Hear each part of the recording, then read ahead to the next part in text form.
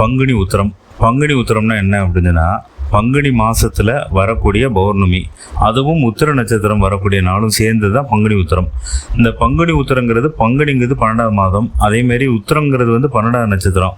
இந்த 2 நட்சத்திரமும் இணையிற நாளில், பங்குனியும் இந்த உத்திரமும் இணையிற நாளில் என்ன நடந்தது அப்படிங்கிறத நம்ம பார்க்கணும். அதாவது கடவுள்கள் அனைவருக்கும் கல்யாணம் நடந்திருக்கு. யாராருக்கெல்லாம் கல்யாணம் நடந்து பார்க்கலாம். முருகன் சூரபத்மனை வென்ற அப்புறம் கண்டிப்பாக கல்யாணம் முடிக்கணும் அப்படிங்கிற ஒரு ஸ்டேஜுக்கு வந்துடுறாரு. ஏன்னா வேலோட பவர் இருக்கும்போது ஒரு கல்யாணம் முடிக்கணும் அப்படின்ட்டு யாரை கல்யாணம் முடிக்கிறாரு அப்படின்னா, தெய்வானியை கல்யாணம் முடிச்சிடறாரு. இந்திரனோட மகள். அந்த தெய்வானியை பேசி கல்யாணம் முடிச்ச இடம் திருப்பரங்குன்றம். அந்த திருப்பரங்குன்றத்தில் பார்த்தீங்க அப்படின்னா, இந்த கல்யாணம் முடிச்சதுக்கப்புறமா தான் அதோட விசேஷமே அதிகமாக இருக்குது. ஏன் அப்படின்னா, அங்கே கல்யாணம் முடியாதவங்க பார்த்தீங்க அப்படின்னா அங்கே நிறைய வேண்டுதல் வைப்பாங்க. அதனால் குன்றத்து பெருமாள்கிட்ட வேண்டணும் அப்படின்னா, அந்த வேலை வேண்டுனா மட்டும் எல்லாமே நடக்கும் அப்படின்னு சொல்லுவாங்க. ஏன் அப்படின்னா, அங்கே அபிஷேகம் ஃபுல்லாகவே வேலுக்கு தான் நடக்கும், வேறு எதுக்குமே நடக்காது.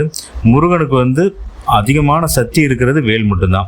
அந்த வேலுக்கு அபிஷேகம் பண்ணக்கூடிய ஒரே இடம் திருப்பரங்குன்றம் கோயிலில்.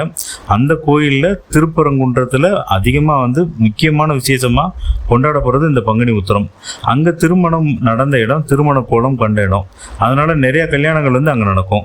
அதுக்கடுத்து சிவனுக்கும் பார்வதிக்கும் கல்யாணம் நடந்த இடம். சிவனுக்கும் பார்வதிக்கும் கல்யாணம் என்னைக்கு நடந்தது அப்படின்னா, அந்த உத்திரத்தனத்தை நடந்தது. அதுக்கடுத்து விஷ்ணுவுக்கும் மகாலட்சுமிக்கும் கல்யாணம் நடந்தது. அதுவும் பார்த்தீங்க அப்படின்னா இதே உத்திரத்தனத்தை நடந்திருக்கு. இந்த உத்திரத்தில் வேறு என்ன சிறப்புகள் இருக்குது அப்படின்னு பார்க்கலாம். ஐயப்பன் பிறந்த நாள்.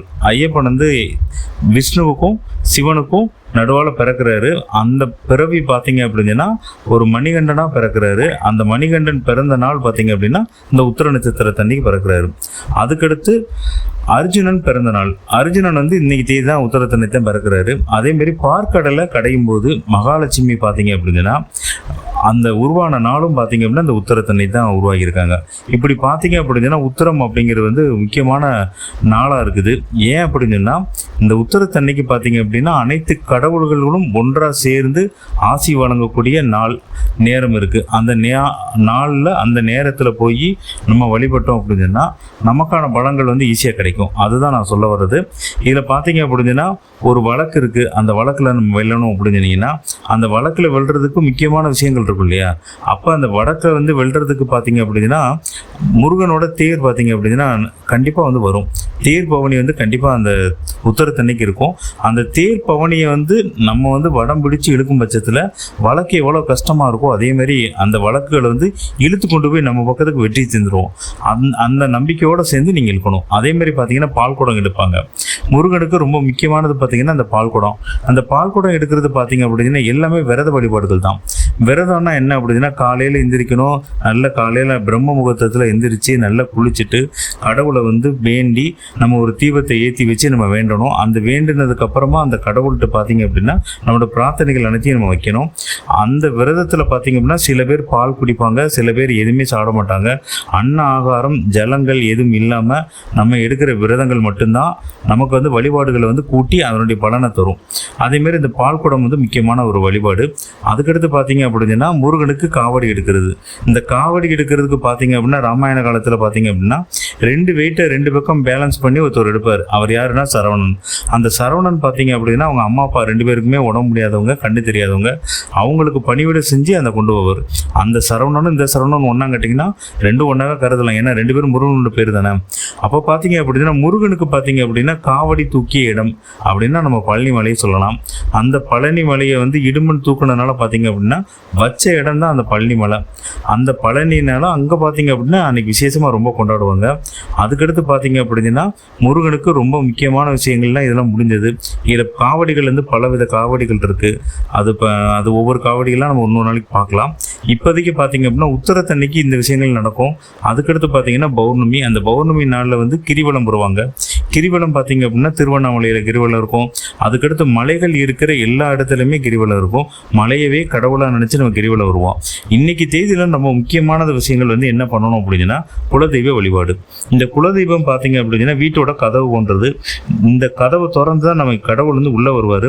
இந்த உத்திரத்தன்னைக்கு நீங்கள் மறவாமல் குலதெய்வத்து கோயிலுக்கு நீங்கள் செல்லணும். முடியலை அப்படின்னா வீட்டோட பூஜை அறையில் குலதெய்வத்தை நினச்சி ஒரு தீபத்தை ஏற்றி அதை முன்னோர்களோட ஆசி கிடைக்கணும் அப்படின்னு வேண்டிங்க அப்படின்னா கிடைக்கும். ஒரு மரத்தோட வேர் வந்து வலுவாக இருந்தால் மட்டும்தான் கிளைகளும் இலைகளும் செழித்து வளரும். அதுபோல் குடும்பத்தோட விளங்குவது குலதெய்வம் தான். நம்மளுடைய மறுபிறவி கர்ம வினை எல்லாத்துக்கும் அடிப்படை இந்த குலதெய்வம் தான். 4 முக்கியமான ஒரு ஆன்மீக விஷயங்கள் நான் சொல்கிறேன். குலதெய்வத்தில் வந்து தற்காப்பு கவசமாக அதான் செயல்படுது. அதாவது குலதெய்வங்கிறது உங்களோட ரத்த உறவோடு தொடர்புடைய ஆற்றல் இருக்கும். அது விளக்கங்கள் பார்த்தீங்க அப்படின்னா தெய்வத்துங்கிறது பொதுவான பேராற்றல் கொண்டதான் தெய்வங்கள். ஆனால் குலதெய்வங்கிறது அதுக்கு ஒரு வழி வேணும் இல்லையா? உங்கள் முன்னோர்கள் வந்து காலங்கடுமாக வழிபட்டு உங்கள் குடும்பத்தோட கர்மா டிஎன்ஏ எல்லாத்தையும் ஒத்திசைத்த ஒரு ஆற்றல். அந்த மையம் வந்து முத பார்த்தீங்க அப்படின்னா குலதெய்வம், அதுக்கப்புறம் தான் மற்றவை அப்படிங்கிற விதி உருவாயிருக்கு. அதோட தத்துவம் பார்த்தீங்க அப்படின்னா சிவபெருமான், பார்வதி, முருகன், தெய்வானை, ராமன், சீதை, இந்த தெய்வீக திருமணங்கள்லாம் என்னால் நடந்திருக்கு.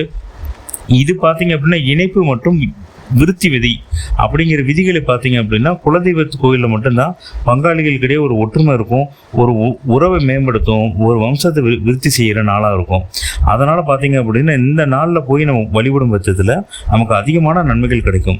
அதுவும் அந்த பௌர்ணமி வேறு. அந்த பௌர்ணமியில் பார்த்தீங்க அப்படின்னா நிலாவோட ஈர்ப்பு விசை அதிகமாக இருக்கும். நம்மளுடைய மனசு, நம்மளுடைய உடல், நம்மளோட உடம்புல இருக்க பயோஃப்ளூயிட்ஸ் எல்லாமே பார்த்தீங்கன்னா உயர் அதிர்வில் இருக்கும்.